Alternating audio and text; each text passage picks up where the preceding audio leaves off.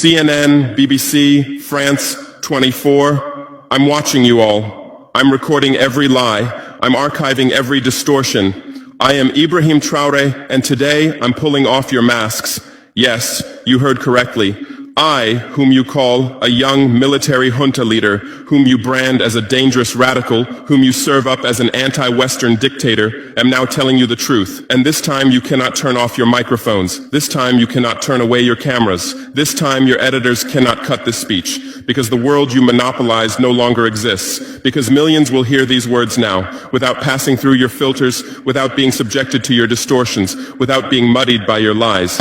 I am 34 years old. Every day of my life, I grew up with your lies. As a child, I would watch Africa on television. Always the same images. Children with flies, dry lands, weapons, death. This is Africa, they told us. This is what Africa is. And we believed it. We were ashamed of ourselves. We were ashamed of our own lands, of our own people. But then I grew up. I read, I researched, I questioned, and I understood that the Africa you showed us wasn't real. The story you told us was a lie. The fate you imposed on us was a script you had written. For years, how have you portrayed Africa? How have you shown it? How have you sold it to your viewers? As if we were creatures who had no share of humanity, as if we were savages left outside of civilization, as if we were wretches waiting for you to save us. Every day, every hour, every minute, the same story plays on your screens. Hunger, war, disease, corruption, terror, chaos. These are the words that come to mind when Africa is mentioned. In your Africa dictionary, there are no other words. No hope, no success, no development, no resistance, no honor, no pride, no victory. So I ask you, New York Times, Washington Post, Guardian, Le Monde, have you ever made Africa's successes your headlines? How many times have you written about Rwanda's technology miracle? How many times have you shown Ethiopia's reforestation project? How many times have you praised Botswana's democratic success? How many times have you described Kenya's entrepreneurial ecosystem? No, because these don't fit your scenario. Your Africa cannot be successful. It cannot, because then how will you legitimize your exploitation? If it's not in need of help, how will you intervene? If it's not backward, how will you look down on it? Have you ever asked yourselves, has any editor sitting at their desk, any news director in a meeting, any columnist at their keyboard ever thought, why are the people of the world's richest lands poor? Here are the numbers for you, real numbers. Africa owns 70% of the world's cobalt reserves. Your cell phone, your computer, your electric car won't work without cobalt. This cobalt comes from Congo, but Congolese can't afford cell phones. Africa owns 90% of the world's platinum reserves. Catalytic converters, electronic devices, medical implants, they all need platinum. This platinum comes from South Africa, but South Africans are crushed by unemployment. Africa provides 30% of the world's gold production. Mali, Burkina Faso, Ghana, Tanzania. Gold flows like rivers from our lands. But our people swim in poverty. Africa supplies 65% of the world's diamond production. Botswana, Angola, Congo, Sierra Leone, billions of dollars worth of diamonds are extracted, but our miners live on $1 a day. Africa owns 35% of the world's uranium reserves. Niger, Namibia, South Africa. Nuclear plants run on our uranium. Paris lights burn with our uranium, but our villages have no electricity. And you still ask, why is Africa poor? No, the right question is, how was Africa kept poor while being so rich? Here's your answer. Colonialism didn't end. It changed shape. You used to come and occupy our lands. Now you come and establish companies. You used to take by force. Now you make agreements. You used to rule with the whip. Now you rule with credit. Let me give you concrete examples. With numbers, names, dates, but you'll never write about these. Glencore, Swiss-based mining giant, extracting cobalt in Congo. 2022 revenue, $256 billion. Tax paid to Congo, $500 million. That's 0.2%. Is this justice? Rio Tinto, British-Australian mining giant, extracting bauxite in Guinea. 20 million tons annually. What's left for Guinea? Environmental pollution and cancer. Total, now Total Energies, French oil giant, extracting oil in Angola, Nigeria, Congo. 2022, profit, $36 billion investment in Africa, dirty pipelines, Anglo-American, founded in South Africa but now in London. Diamonds, platinum, iron, taking everything. What it left in South Africa? 6 million unemployed miners. And these are just the tip of the iceberg. What about the invisible, the secret deals, the offshore accounts, the transfer pricing tricks? Every year, $88 billion in illegal money flows out of Africa. Who writes about this? Every year, $45 billion in aid comes to Africa. Everyone writes about this, but no one says Africa is not the continent receiving aid, it's the continent giving aid. While you zoom your cameras on swollen bellies, there is a huge system working silently in the background. Every day, tons of gold, diamonds, cobalt, uranium, oil leave our land. But how? Here is the system. Step 1, create corruption, bribe our leaders, open offshore accounts, promise them a life of luxury, send their children to your schools. Step 2, make deals, get 50-year, 99-year concessions, ask for tax exemptions, be exempt from environmental rules, ignore labor rights. Step 3, control the infrastructure. Take over ports, airports, railways, but only from the mine to the harbor. Don't build roads to the villages. Don't bring electricity to schools. Step 4, provide security. Set up private security companies. Arm them. Declare protesting. Step 5, silence the media. Buy local journalists. Suppress opposing voices. Serve internal unrest news to international media. And this is how the system works. It's been working like this for 100 years, and you don't see this system. You don't want to see it, because you're part of the system too. Who are the biggest advertisers of New York Times, CNN, BBC, oil companies, mining companies, arms companies, pharmaceutical cartels, the companies that exploit Africa? You live on their money, you defend their interests, and what I'm about to tell you might cost me my life, but it's no longer time to be silent. France's system in Africa is the CFA franc. 14 African countries still use French colonial currency. 50% of these countries' central bank reserves sit in the French treasury. France applies negative interest to this money, so we pay France to use our own money. Through this system, France transfers $500 billion worth of resources from Africa every year. Does anyone write about this? No. But when France gives Africa 10 billion euros in aid, it makes headlines. Britain's system is more sophisticated. London is the world's money laundering center. City of London, offshore paradise. Every penny stolen from Africa passes through London. Jersey, Guernsey, Cayman Islands, Virgin Islands, all under British control. Africa's wealth hides there. America's system is AFRICOM, Africa Command, 46 military bases on the continent. Official purpose, security. Real purpose, resource control.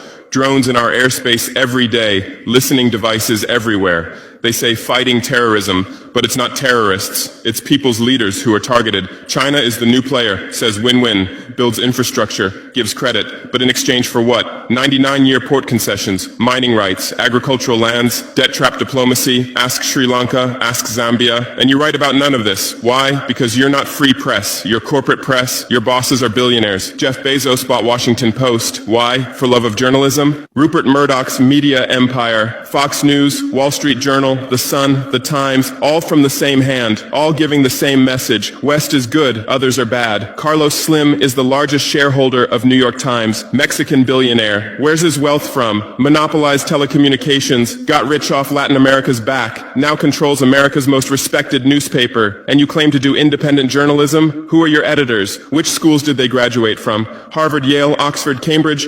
Always the same elite schools, always the same worldview, always the same prejudices. How are your reporters selected? How many languages does your Africa correspondent speak? French, English, that's all. Swahili, Hausa, Yoruba, Amharic, they don't know. They can't talk to the people. Your sources are always the same. Western diplomats, NGOs, experts, and then you come and lecture us. They killed Patrice Lumumba, January 12th, 1961. CIA agent Larry Devlin confessed. Belgian mercenaries executed. They dissolved his body in acid, took his teeth as souvenirs. In 2022, that tooth was returned from Belgium to his family after 61 years. And what did you say then? Chaos in Congo. You didn't ask about the killers. You didn't investigate CIA documents. You didn't write about Belgium's crime. They killed Thomas Sankara, October 15th, 1987. My hero, Africa's hope. Vaccinated 2.5 million children against measles and meningitis, planted 10 million trees, raised literacy rate from 13% to 73%, gave equal rights to women, banned FGM, ended corruption, sold Mercedes cars, used Renault 5, rejected IMF and World Bank.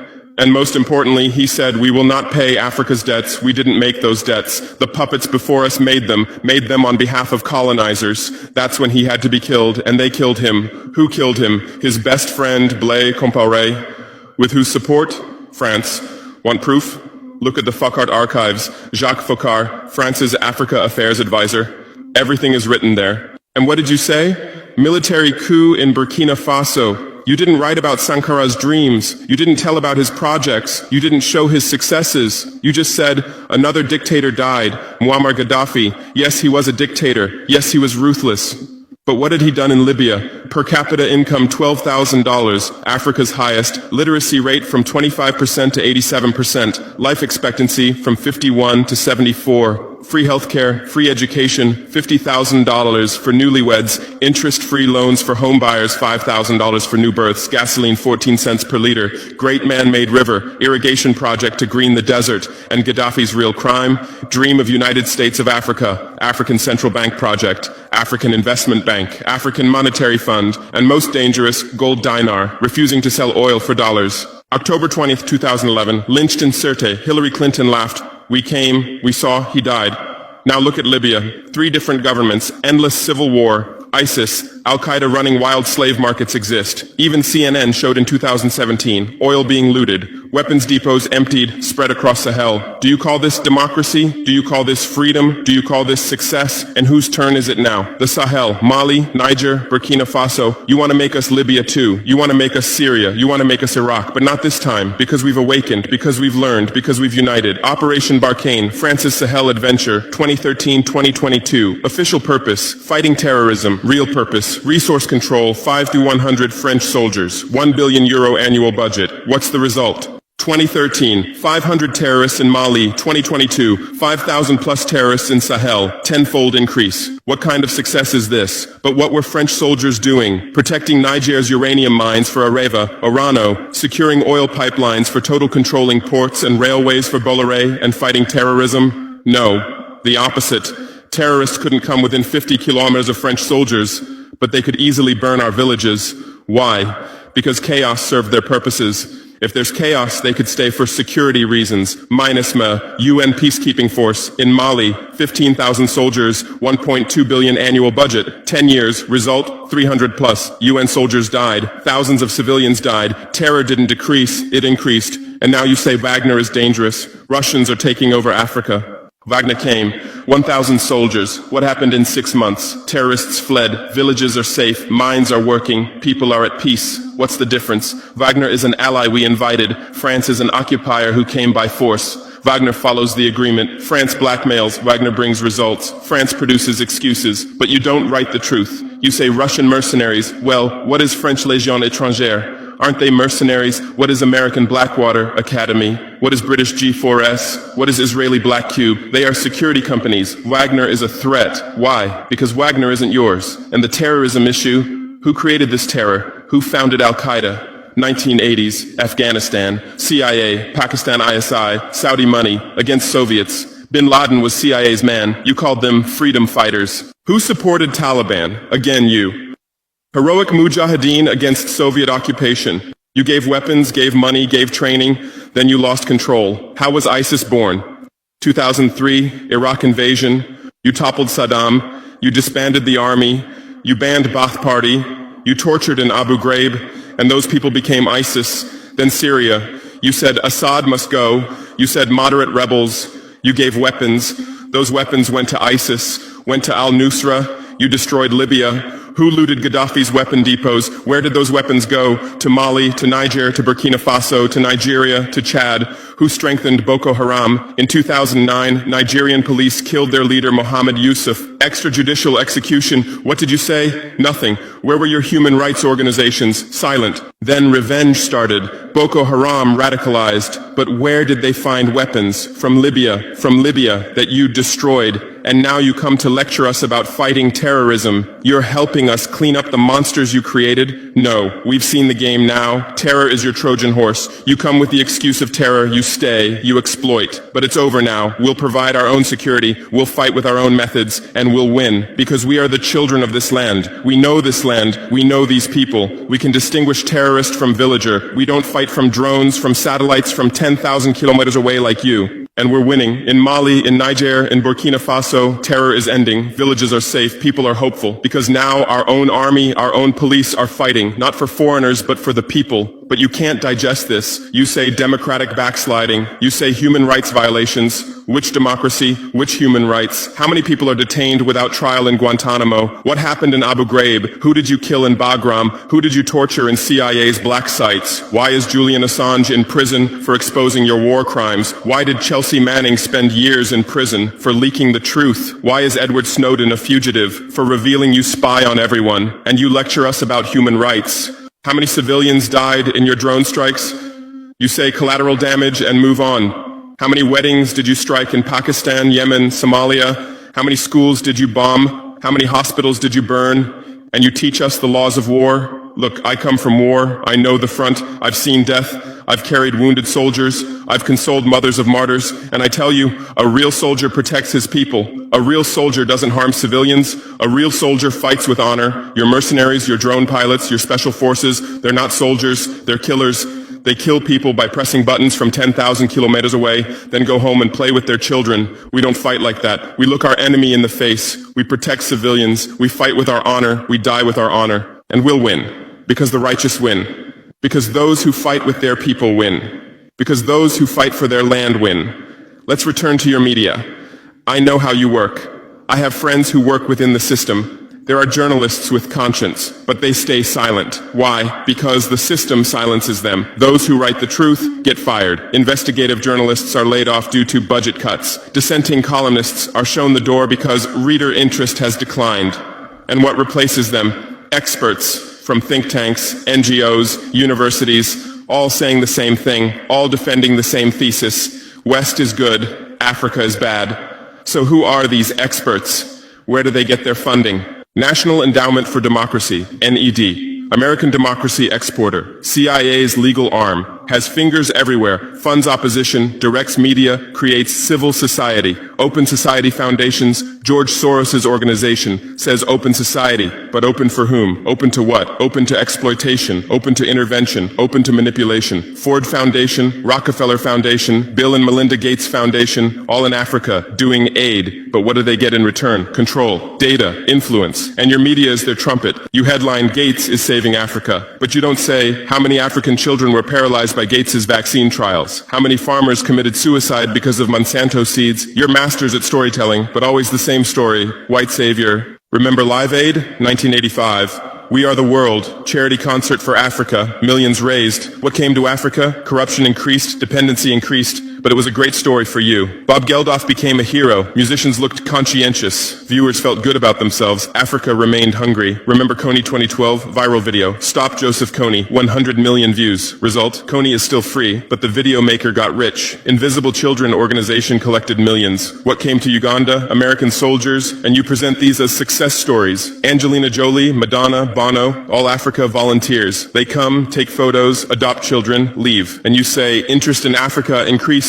What interest? Whose interest? Interest for what? Madonna adopted from Malawi. You made headlines. But 100 children die from malaria every day in Malawi. You didn't write that, because that news doesn't sell. Bono became Africa's spokesperson, raised billions with U2 concerts, but moved his company to Netherlands to avoid taxes. Money stolen from Africa also passes through Netherlands. Did you write about this? George Clooney campaigned for Darfur, said save Darfur. Result? Sudan split. Oil remained in South Sudan. South Sudan is now in civil war. Who's getting the oil? Take a guess. And you always present these as humanitarian aid. But these are imperialism's soft face. These are exploitation's PR. Let me give you real numbers. Every year, 134 billion in aid and investment comes to Africa. Every year, 192 billion in resources leave Africa. Net loss, $58 billion every year. But you only write about the incoming $134 billion. You don't write about the outgoing $192 billion. Why? Because then people will ask, why does Africa need aid? Illicit financial flows, 88.6 billion year multinational corporations profit transfers, 48.2 billion year debt interest,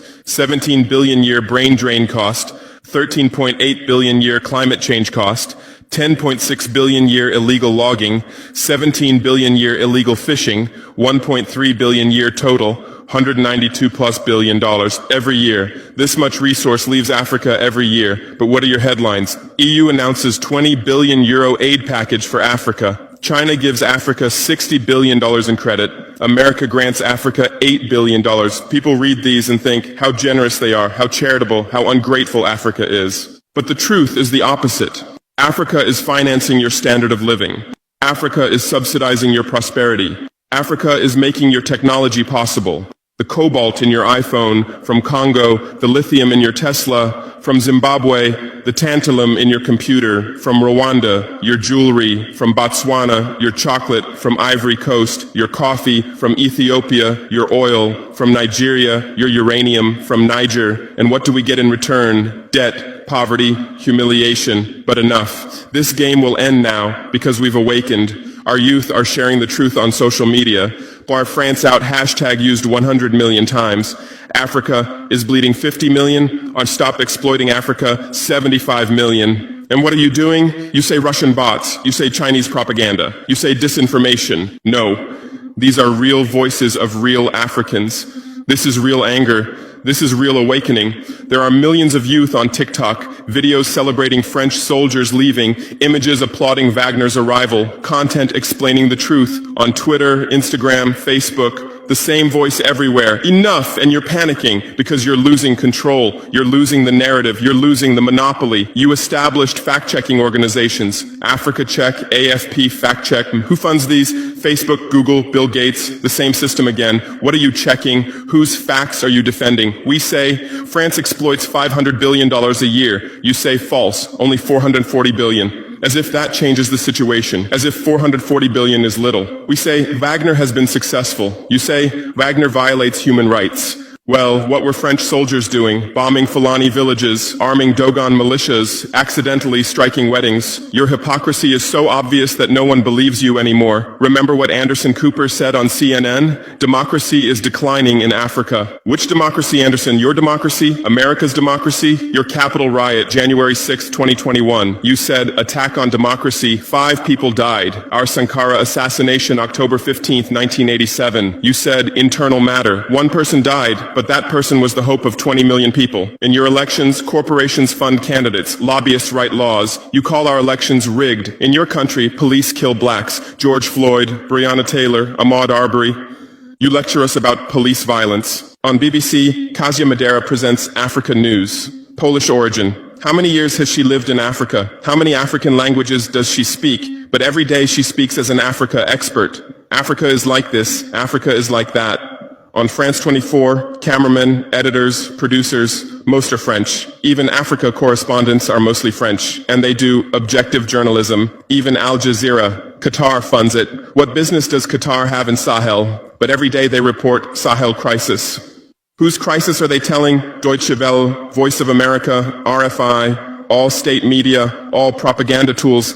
But they play the role of independent media, and our local media, most are sold out. Most are cowards, most are dependent. Lepay's newspaper in Burkina Faso, who's the editor? Where did he get his education? Where does he get his funding? Who are his advertisers? We know the answers, all tied to the same system, all serving the same master. But a new generation is coming. Bloggers, YouTubers, podcasters, they have no masters, they have no fears. James Coco, Natalie Yam, Kemi Seba, they have millions of followers. They tell the truth, they expose the system, and you label them as extremists. You try to shut down their Twitter, you restrict their YouTube, but in vain. Truth cannot be stopped. You close 1 channel, 10 open. You silence 1 voice, 1,000 rise. Here's my final message to you. Your lies are ending. Your empire is collapsing. Your monopoly is breaking. And what's replacing it? Truth, justice, freedom. Africa is no longer your story. Africa is writing its own story, filming with its own camera, telling in its own language. And in this story, you're not heroes, not saviors, not benefactors. In this story, you're the guilty ones, colonizers, liars, thieves. But you still have a chance. You can still change. You can still stand on the right side. There are journalists with conscience among you. I know. I recognize them. We talk. I call out to them. Gather your courage. Write the truth. Rebel against the system. You might get fired. You might become unemployed. You might be threatened. But you'll be on the right side of history. You'll look at your children's faces without shame. Your conscience will sleep peacefully. And Africa won't forget you. Africa remembers its friends and its enemies. Be like Edward Snowden, be like Julian Assange, be like Daniel Ellsberg, stand with the truth, or continue with your lies, continue with your blindness, continue with your complicity, but know that your end is coming. Your viewers are decreasing, your credibility is eroding, your power is depleting. The new generation doesn't believe you, the new generation doesn't listen to you, the new generation rejects you, and that new generation in Africa is 600 million people, 60% under 25 years old, educated, connected, angry. They are my army, they are my weapon, they are my victory, and with them we're building a new world, a world without lies, without exploitation, without humiliation. In this world, Africa will be free, Africa will be strong, Africa will be a leader. And you'll remain just as a bad memory, a shameful footnote, a cautionary example. Future generations will read in history books. At the beginning of the 21st century, there were some media organizations. They lied, they served exploitation, then Africa awakened and they disappeared. That's your end. Inevitable, unchangeable, certain. I am Ibrahim Traore, not Burkina Faso's leader, but its servant, not Africa's dictator, but its child, and not your nightmare, but your mirror. Look well at this mirror. See yourself, see your lies, your hypocrisy, your crimes, and prepare, because Judgment Day is coming. Africa is awakening. The world is changing. Justice is manifesting. And you'll just watch. You won't be able to do anything else. Because history is on the side of the people. Truth is on the side of the oppressed. God is on the side of those who persevere. And we persevered. We persevered for 500 years. Now it's time for victory. Your lies are finished. Your masks have fallen. Your game has ended. Africa is free. Africa is strong. Africa is victorious forever.